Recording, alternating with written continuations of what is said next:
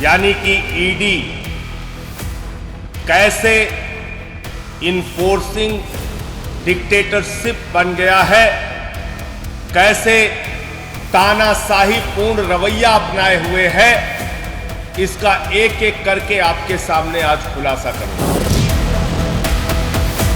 एक व्यक्ति को कहा गया, तेरी बेटी कॉलेज कैसे जाएगी हम देखेंगे। बेटी को धमकी, पत्नी को धमकी, बूढ़े मां बाप को धमकी, मारना, पीटना, प्रताड़ित करना और उसके बाद जबरन बयान लेना। इस चंदन रेड्डी को इतना पीटा गया, इतना मारा गया, इतना मारा गया कि इसके दोनों कान के पर्दे फट गए। दबाव बनाया जा रहा है राजनीतिक नेताओं के नाम लेने के लिए। हम पर दबाव बनाया जा रहा है राजनीतिक नेताओं के नाम लेने के लिए। किसके दबाव पर ईडी काम कर रही है, किसके डायरेक्शन पर ईडी काम कर रही है। ईडी के दफ्तर में कैसे ईडी के अधिकारियों के बगैर कोई व्यक्ति पहुंच के मारपीट कर रहा है, ये छोटे आरोप है। मैं पूरे देश को यह बताना चाहता हूं कि इन्फोर्समेंट डायरेक्टरेट यानी कि ईडी कैसे इन्फोर्सिंग डिक्टेटरशिप बन गया है, कैसे तानाशाही पूर्ण रवैया अपनाए हुए है, इसका एक एक करके आपके सामने आज खुलासा करूंगा। ईडी जो देश की सबसे ताकतवर जांच एजेंसी के रूप में आप सबके सामने प्रस्तुत की जाती है,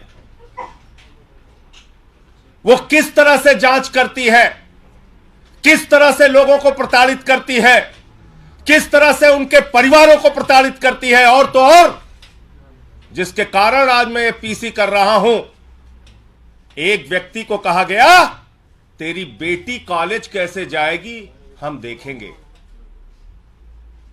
बेटी को धमकी, पत्नी को धमकी, बूढ़े मां बाप को धमकी, मारना, पीटना, प्रताड़ित करना और उसके बाद जबरन बयान लेना। यह मैं नहीं कह रहा हूं, यह न्यायालय के सामने उन लोगों के बयान है जिनसे जबरन मारपीट करके उनके परिवारों को धमकी देकर उनसे बयान लिया गया। और मैं एक एक करके नाम पढ़ रहा हूं। यह पहला नाम है चंदन रेड्डी का। यह चंदन रेड्डी हाई कोर्ट में पिटीशन करते हैं, माननीय उच्च न्यायालय में याचिका दाखिल करके ये बताते हैं कि ईडी ने इनको मारा, इनको पीटा, इनके परिवार को धमकी दी और कहा जैसा हम कहते हैं वैसा लिख, वरना तेरे परिवार का वो अंजाम करेंगे तो कहीं मुंह दिखाने लायक नहीं रहेगा। ये सारी बातें इसने लिखी। और इतना ही नहीं, इस चंदन रेड्डी को इतना पीटा गया, इतना मारा गया, इतना मारा गया कि इसके दोनों कान के पर्दे फट गए। दोनों कान के पर्दे फट गए। मार मार के, प्रताड़ित करके ईडी का जो हिटलर शाही का गैस चैंबर है, मैं कहूंगा, वहां पर 3rd डिग्री टॉर्चर इस व्यक्ति को देकर जबरन इससे साइन कराया गया। और उसके बाद जब यह व्यक्ति कोर्ट में जाता है तो अपने सारे दुखड़े माननीय न्यायालय के सामने इसने बयान किए। कैसे इसका बयान लिया गया ईडी में, कैसे इसका बयान लिया गया ईडी के अंदर। और ये इस व्यक्ति की डॉक्टरी जांच है, जो डॉक्टरी जांच की कॉपी मैं अभी आपको दूंगा। ये दोनों डॉक्टरी जांच ये कहती है कि चंदन रेड्डी को मार मार के उसके कान के पर्दे फाड़ दिए गए, उसको सुनाई नहीं दे रहा है। ये डॉक्टरी की जांच आपको देता हूं। ऐसे कर रही ईडी इन्वेस्टिगेशन। पहला आदमी चंदन रेड्डी, दूसरा अरुण पिल्लई। अरुण पिल्लई वो शख्स है जिसकी पत्नी को, बेटी को, परिवार को धमकाया गया, डराया गया। ईडी ने बयान लिया और बयान लेने के बाद यह शख्स कहता है न्यायालय में लिखकर देता है, माननीय न्यायालय के सामने कहता है, मुझसे जबरन झूठा बयान ईडी ने लिया, मुझसे जबरन झूठा बयान ईडी ने लिया। अरुण पिल्लई। तीसरा व्यक्ति समीर महेंद्रू, इसकी पत्नी को बुलाकर गिरफ्तार करके रखा गया, धमकाया गया, डराया गया, परिवार को प्रताड़ित किया गया। झूठा और जबरन बयान ईडी के द्वारा लिया गया। ईडी ने झूठा और जबरन बयान समीर महेंद्रू से लिया और इसने किसी और के सामने नहीं, माननीय न्यायालय के सामने समीर महेंद्रू ने लिख कर दिया कि जज साहब, हमसे तो जबरन झूठा बयान लिया गया। समीर महेंद्रू, भूषण बेलगावी, इस व्यक्ति से भी ईडी ने प्रताड़ित करके झूठा जबरन बयान लिया और इसने किसी और को नहीं, जज साहब को जाके कहा, न्यायाधीश महोदय, माननीय न्यायालय, हमारी रक्षा कीजिए, हमसे ईडी ने झूठा जबरन गलत बयान लिया। पांचवा नाम मनास्वामी प्रभु ने, इससे भी ईडी ने जबरन झूठा जबरदस्ती का बयान लिया और बाद में इसने भी न्यायालय को लिख के दिया, किसी और को नहीं। ध्यान दीजिएगा मेरी बात को, माननीय न्यायालय को लिख कर दिया कि न्यायाधीश महोदय, जज साहब, मुझसे ईडी वालों ने जबरन झूठा जबरदस्ती प्रताड़ित करके बयान लिया। छठवां नाम राघव रेड्डी। ये राघव रेड्डी छठवां नाम। राघव रेड्डी, इसने न्यायालय के सामने जाकर कहा कि न्यायाधीश महोदय, हमको तो दबाव बनाया जा रहा है राजनीतिक नेताओं के नाम लेने के लिए। हम पर दबाव बनाया जा रहा है राजनीतिक नेताओं के नाम लेने के लिए। मैं पूछना चाहता हूं, किसके इशारे पर ईडी काम कर रही है? किसके दबाव पर ईडी काम कर रही है? किसके डायरेक्शन पर ईडी काम कर रही है? क्योंकि एक बहुत चौंकाने वाली बात इनके हाई कोर्ट के पिटीशन में लिखी हुई है, चंदन रेड्डी के। क्या कह रहे हैं ये? कह रहे साहब, ईडी के अधिकारियों ने तो मारा पीटा, कान के पर्दे फट गए। वहां कुछ ऐसे भी लोग थे जिन्होंने हमको मारा पीटा, जो ईडी के ऑफिशियल्स भी नहीं थे। ऐसे लोग थे जो ईडी के अधिकारी नहीं थे, उन्होंने भी हमारे साथ मारपीट की। कौन से लोग हैं? किस पार्टी के गुंडे ईडी के दफ्तर में जाके लोगों के साथ मारपीट कर रहे हैं? कौन से लोग हैं जो ईडी के दफ्तर में जाते हैं, पूछताछ करते हैं, मारपीट करते हैं और जबरन बयान लिखवाते हैं? इसका खुलासा होना चाहिए। माननीय हाई कोर्ट के सामने यह याचिका पड़ी है।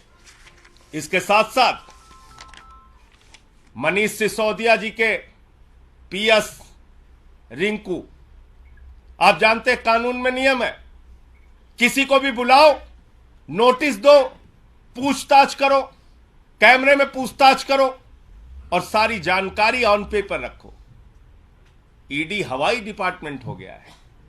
फोन करता है, बुलाता, आजा, बैठ इतने घंटे, जा घर जा, फिर आजा, बैठ सुबह से शाम तक, फिर घर जा। आप गुंडागर्दी करके, धमका के, डरा के, कान के पर्दे फाड़ के, तेरी बेटी कॉलेज कैसे जाएगी, इस तरह का बयान देके जांच कर रहे हो? इस तरह का बयान देके जांच कर रहे हो? मैं देश के प्रधानमंत्री से पूछना चाहता हूं, आपने बेटी बचाओ बेटी पढ़ाओ का नारा दिया है, बेटियों के नाम पर धमकी दी जाएगी तो कोई आदमी तो अपने प्राण भी दे सकता है, कागज पे दस्तखत करना तो बहुत दूर की बात है। लड़ना है तो सामने सामने लड़ो। कायरों की तरह बेटी का, पत्नी का, परिवार का सहारा लेके मत लड़ो, सामने सामने लड़ो। जो भी लड़ाई करनी है सामने सामने करो। और आपको याद होगा, देश की पार्लियामेंट में, देश की संसद में मैंने ये सारे विषय सिलसिलेवार करके एक एक मुद्दा उठाया था ईडी के संबंध में और कहा था कि पिछले 8 वर्षों में 3000 छापेमारी ईडी ने की है और मात्र 0.5%, 0.5% ईडी का कन्विक्शन रेट है। और यह कहने पर मुझे प्रिविलेज का नोटिस मिला। बहुत अच्छी बात है। देश की संसद में अब मुझे ये सारे मामले उठाने का अवसर मिल गया। मैं विशेषाधिकार समिति के सामने इन ईडी के अधिकारियों को बुलाने के लिए आज ही ये सारे कागजात प्रस्तुत करूंगा कि ईडी के इन सारे अधिकारियों को बुलाया जाए। विशेषाधिकार, संसद की विशेषाधिकार समिति के सामने मैंने जो मामला पार्लियामेंट में उठाया था, उन आरोपों को ये सारे कागजात 100%, मैं तो कहूंगा 100% से ज्यादा सिद्ध करते हैं कि ईडी राजनीतिक दबाव में जबरन झूठा मामला बनाती है, सरकारों को बदनाम करती है, सरकारों के ऊपर झूठे आरोप लगाती है। शराब घोटाला जैसी कोई चीज, उसका कोई सिर पांव है ही नहीं। जिन लोगों के जबरन बयान लेकर ईडी ने ये सारे मामले बनाए हैं, वो तो न्यायालय के सामने जाकर कह रहे हैं, हुजूर हमें तो मारा जा रहा है, हमारे तो कान के पर्दे फाड़ दिए जा रहे हैं, हमारे परिवार पे दबाव बनाया जा रहा है, हम पे दबाव बनाया जा रहा है और झूठे बयान लिए जा रहे हैं। बहुत अच्छा है। अब देश की, भारत की संसद की, पार्लियामेंट की विशेषाधिकार समिति के सामने जिसने मुझे नोटिस दिया है, ये सारे विषय और मामले मैं रखूंगा और इन सारे अधिकारियों को वहां बुलाने के लिए बोलूंगा कि इन सबको बुलाया जाए और पूछा जाए कि हाई कोर्ट से लेके और न्यायालयों में जो इनके खिलाफ शिकायतें की गई हैं, उसके तथ्य, उसकी सच्चाई, उसकी हकीकत क्या है। मुझे इतनी बात कहनी थी। आपका कोई मुद्दा हो, कोई बातचीत हो, कोई सवाल हो, जिन लोगों ने पेटिशन लगाई है, क्या वो सभी आरोपी जो हैं आबकारी नीति से जुड़े हुए हैं या अन्य मामलों में भी हैं? ये सारे आबकारी नीति के जो बयान लेकर झूठा मामला ईडी खड़ा कर रही है, ये उससे संबंधित है। ये सारे मामले जो आप लोगों को बताया जाता है, घोटाला घोटाला घोटाला, उस घोटाले में कितना गड़बड़ झाला है, ये सारे बयान इस बात को साबित करते हैं।